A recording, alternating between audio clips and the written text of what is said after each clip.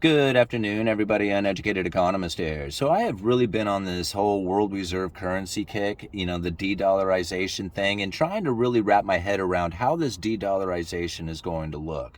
Once you learn some ideas like the Triffin's dilemma or Gresham's law, there's certain things that really have to take place in order for a currency to become the world reserve currency, or for even it to have like the ability to do those type of transactions.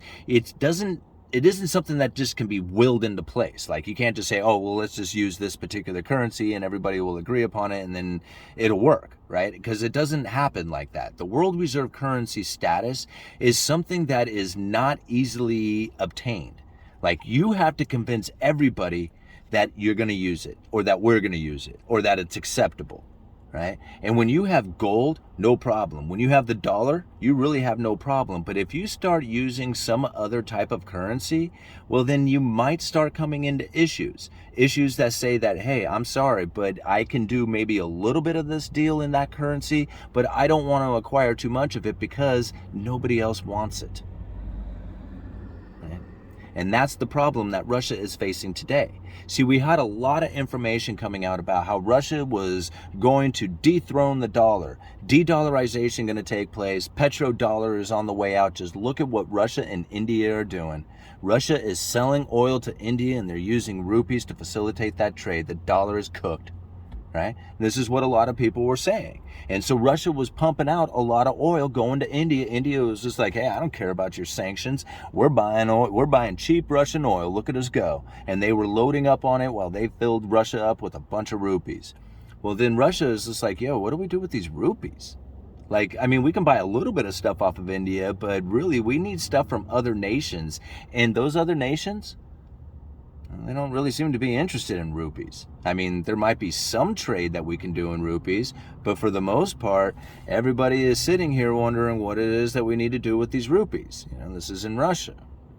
So now you think about it, India has to set up something for Russia to do with these rupees, because Russia is going to start dumping them out there on the market, and that's not going to do well for the rupee when you consider that it's going to start screwing with the trade balances that India is now set up, right? So if all of a sudden Russia just starts dumping these rupees out there for some other currency, probably the dollar, because then everybody would accept the dollar. But if they start dumping these rupees out there, it'll start creating the imbalance for India, and that would upset India. So India is going to set up a place for Russia to go with all these rupees, investments, right? Because they need a place to go. They have too many. They have an excess of rupees. Now what do we do with them? Well, India was just like, well, we don't want you dumping them out there into the market, so we'll set up investments for you to put those rupees back into India. Right? Now I think about it. What is India doing with all this Russian oil? Like, the idea is that they're consuming it. But really, is that what's taking place? I mean, take a look at the article I leave down in the description. They're getting all this cheap oil from Russia, refining it, and then selling it back out there on the market. Huh. Well, that's pretty interesting. Well, that's a pretty good deal for India, isn't it? So it seems to me that the whole de-dollarization thing isn't exactly working out in everybody's best interest. I mean, here Russia is trying to find any place they can go to sell their oil. They find it in India. India is totally cool with it. They'll buy a bunch of that oil. They load them up with rupees that they can't use. Well, this sucks. Meanwhile, India is taking this cheap oil, refining it, and selling it off to the world. You'd think that would kind of upset Russia a little bit. It was just like, man, we just sold you a bunch of cheap oil and we got a currency that we can't even really use. You see what's happened here? I mean, this is, I mean, I'm just watching, right? I mean, whether or not they can figure it all out, make it work, I'm just saying that doesn't seem like it's an easy flowing thing to me. Like, if the deal was done in dollars, nobody would question it. It'd be like Russia could just be like, well, I can just use my dollars anywhere else in the world because everybody is accepting dollars, right? But because they were cut off from that SWIFT trade system, they can no longer use the Federal Reserve's communication system in order to do transactions. They're trying to figure out any way they can in order to do transactions outside of the dollar, and it screws them up. Like, I mean, just look at read the articles that I leave down in the description. And, and this really comes down to Triffin's dilemma.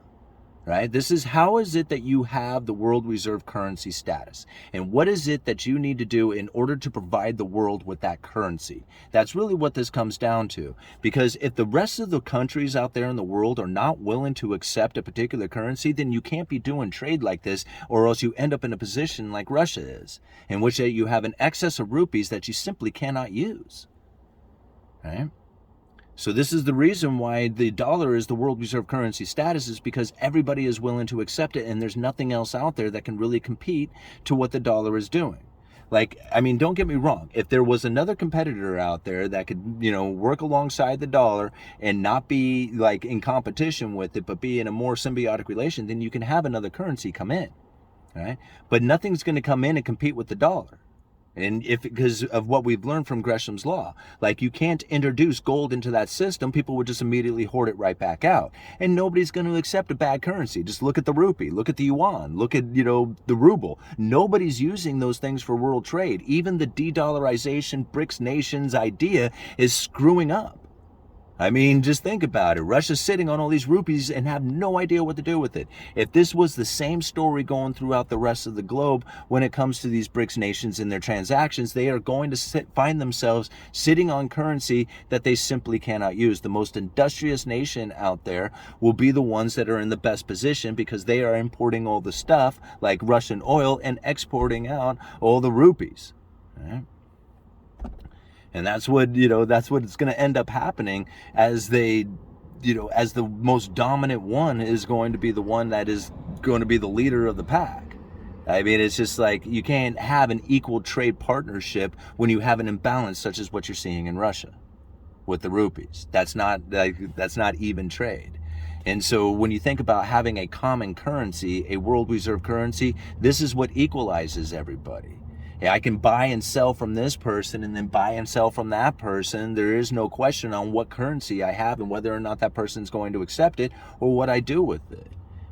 This is the main reason why the dollar is always going to remain king until it completely fails. Once it completely fails, then you can introduce that new currency. You can introduce the gold back, the Bitcoin, the new BRICS currency, whatever that is. But competing against what the dollar is doing is very unlikely. And even the stories that we were hearing before are turning out to be failures. I mean, so far anyway. I mean, give us some time. Maybe Russia will figure out a place to go with these rupees and, it'll turn out to be a good deal. But as of right now, they're not really excited about having all these rupees, and India's trying to figure out a place that they can go with it. If they want to keep doing the deals, right? If they want to keep buying cheap oil, they're going to have to figure out a way that Russia can deal with all these rupees that they are acquiring. And again, this is like, why I see it as not something that is a threat to the dollar. If it was a threat to the dollar, then, Russia would be like, man, we are totally cool with this deal with rupees. Look at us go. We are kicking ass at it. We got all this other investments going on. Man, we're happy. We're happy we abandoned the dollar, but that's not the case, right? What I see is Russia's getting somewhat screwed by India by buying all this, by selling all this oil in rupees, and then India getting that cheap oil and refining it and selling it out there to the rest of the market, thinking, thank you for the cheap oil.